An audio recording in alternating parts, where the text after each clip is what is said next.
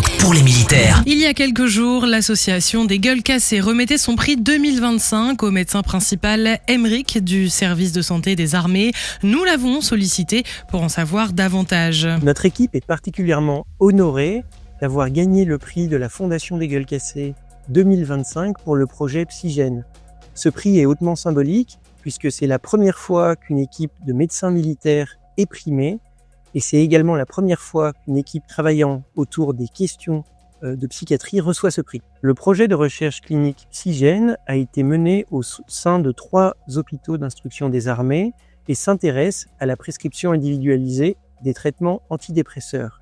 Il s'agit de prédire la réponse au traitement, c'est-à-dire les effets indésirables et l'efficacité du médicament, a priori, à partir d'une prise de sang et d'une analyse pharmacogénétique. Ce projet répond à une problématique de terrain rencontrée dans les services de psychiatrie des hôpitaux militaires, où nous recevons des patients qui, pour environ la moitié d'entre eux, peuvent nécessiter un traitement antidépresseur et se plaignent très fréquemment soit d'une inefficacité du traitement, soit d'effets indésirables liés à ces traitements. L'enjeu, c'est qu'à partir d'une simple prise de sang et d'une analyse pharmacogénétique, on va pouvoir faire gagner du temps aux psychiatres prescripteurs en leur fournissant un rapport intégrant des recommandations pour mieux prescrire ces traitements et choisir d'emblée le traitement qui va être le mieux toléré et le plus efficace.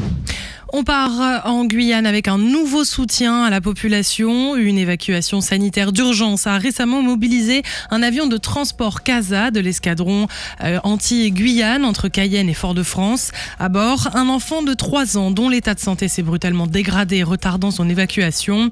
L'appareil a finalement décollé vers 18h avec une équipe du SAMU pour un vol effectué à seulement 8000 pieds pour préserver l'enfant des effets indésirables de l'altitude.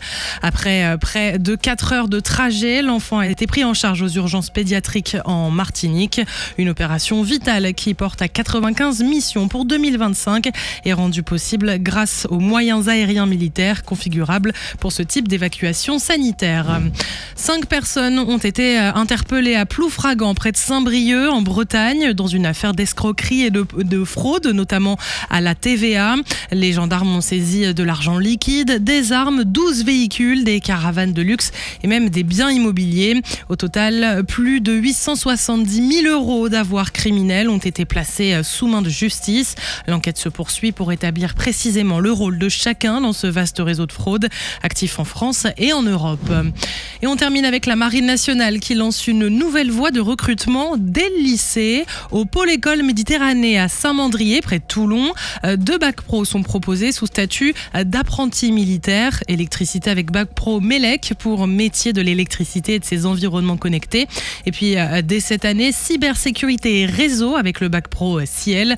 Des formations ouvertes après la seconde avec un logement, rémunération et diplôme civil à la clé. À la sortie, un bac pro, une spécialité militaire et un engagement de 9 ans dans la Marine nationale.